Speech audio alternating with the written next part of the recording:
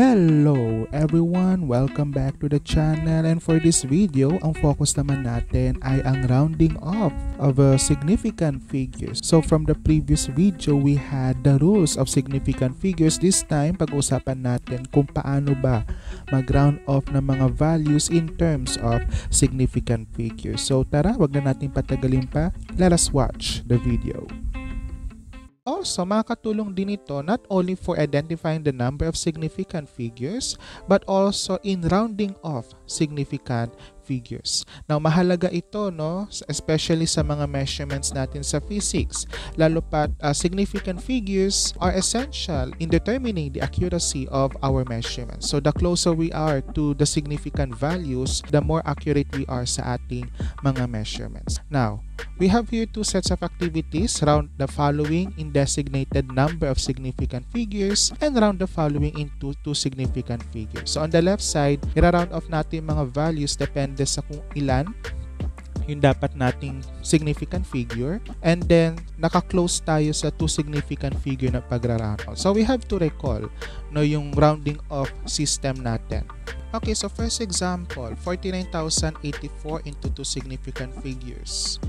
Okay, so alamin muna natin with the help of the rules of significant figures, alamin muna natin mga values that are significant starting from the left. Lagi tayo mag-uumpisa sa left side hanggang sa makaabot tayo sa pangalawang significant figure.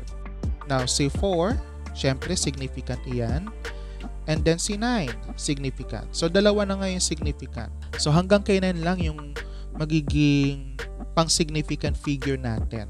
Yung parang pinaka-consideration natin. However, yung pagra-round off natin kay 9 ay nakadepende sa third value natin. Okay, so remember, pag 0 to 4, tayo ay retain. Diba? Pero pag 5 to 9, we have to add 1 sa previous. Now, since the value of 0 is in the range na magre-retain tayo, so therefore, yung 9, which is our second significant, hindi natin siya gagalawin as is tayo dyan. Walang add 1 na magaganap. And with that, ang final answer natin ngayon ay hindi 49 ha. Hindi 49. Hindi po yan. But rather, that is 49,000. Anong nangyari? Paano naging 49,000? Remember, itong buong value ay naka 10,000s. Pero we have to round off our answer into two significant. So pag ang sagot nyo ngayon ay 49, nabaliwala na yung mismong measurement niya or mismong value niya na 49,000.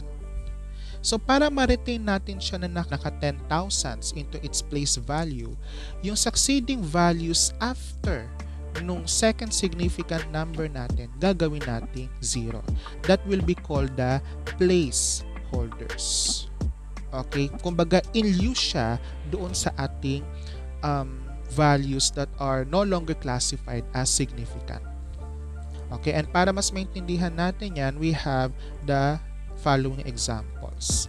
0.00749 into one significant.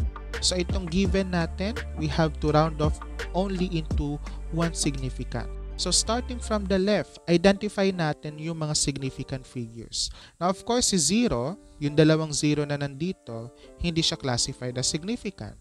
Leading zeros are not significant. Now si 7, siya ngayon ay significant. And take note, hanggang 1 significant lang tayo, hanggang dito lang tayo kay 7. Pero i-consider pa rin natin yung second value, which is itong si 0. Kung magdadagdag tayo ng 1 kay 7 or magre-retain. Now si 0, nasa range siya ulit na magre-retain. So therefore, yung 7 natin ay as is. Hindi tayo magdadagdag ng 1. And with that, ang final answer natin ngayon ay 0.07. Hindi siya magiging 0.07,000. Teacher, kanina sabi nyo po magiging 0 yung mga sumunod na numbers dahil placeholders po siya. Take note, kapag trailing zeros na siya after the decimal point na, hindi na natin isasama yung mga zeros na nandito. Dahil isa sa mga rule is trailing zeros ay mako-considered as significant. if we added these zeros into our final answer, ganito yung expression natin ng answer natin, hindi na siya 1 significant. Ito ngayon ay 4 significant. So be careful sa rounding off at sa pagdadagdag ng mga zeros as part of the trailing zeros or yung mga zeros after the decimal point. Pwede lang ito sa mga whole numbers or before sa decimal point. Kapag after the decimal point, hindi natin siya basta-basta idadagdag.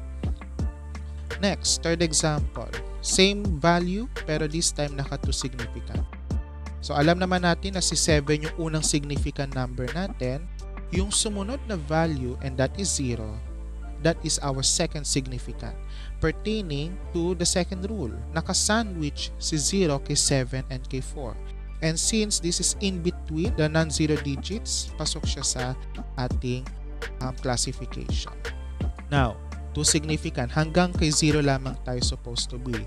Pero kukonsider pa rin natin yung sumunod na number and that is 4 kung magpa-plus 1 ba tayo o hindi.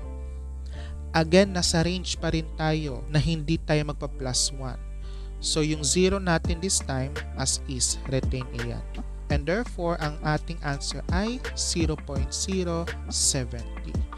Third example, same given pero this time naka 3 significant. So alam natin kanina si 7 at si 0 ay significant and then the third value is also significant. Pero kung consider natin si 9 kung magdadagdag tayo ng 1 doon sa previous value and that is 4. This time, nasa range ng 5 to 9, nasa range ito na magdadagdag tayo ng 1. So yung 4 natin dito, mag-a-add tayo ng 1. So magiging 5 itong si 4.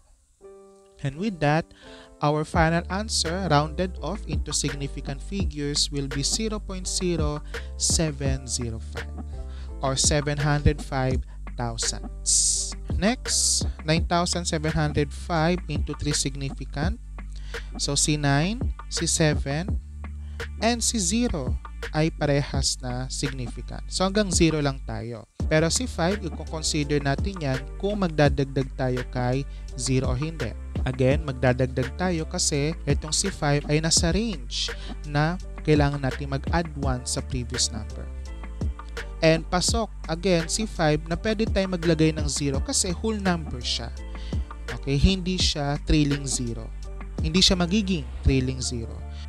So yung final answer natin as rounded off, we will have 9,710.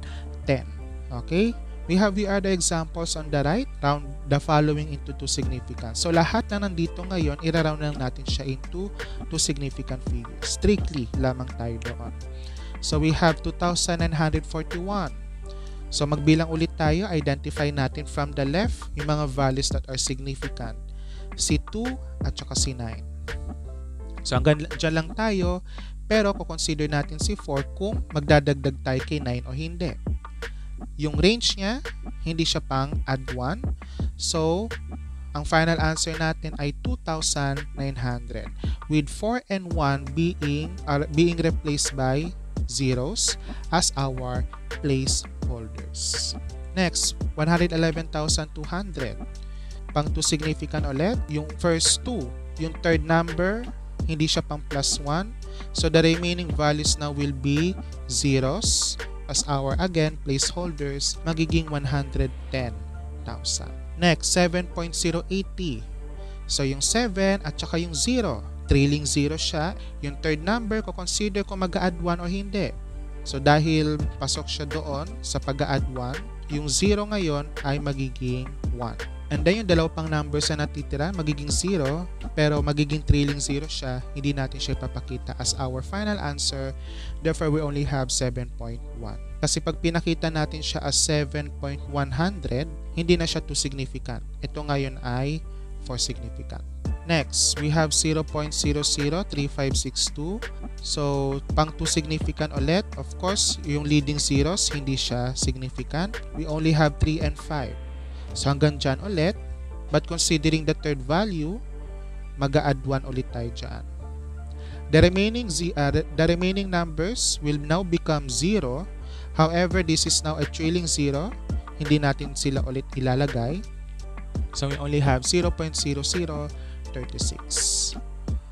And last, 345, two significant. So si 3 at si 4. And then consider pa rin natin si 5 kung mag-a-add 1 tayo sa previous number. So nandun siya sa range na mag-a-add 1 tayo. Yung 4 ngayon, magpa-plus 1. And therefore, final answer will be 350. So ayan, that's it for this video. Thank you very much for listening and watching. Do not forget to like and subscribe to the channel para magi-updated pa tayo sa mga postings natin in all videos about science and math. Hopefully you learned something from this video. See you next time. Bye-bye.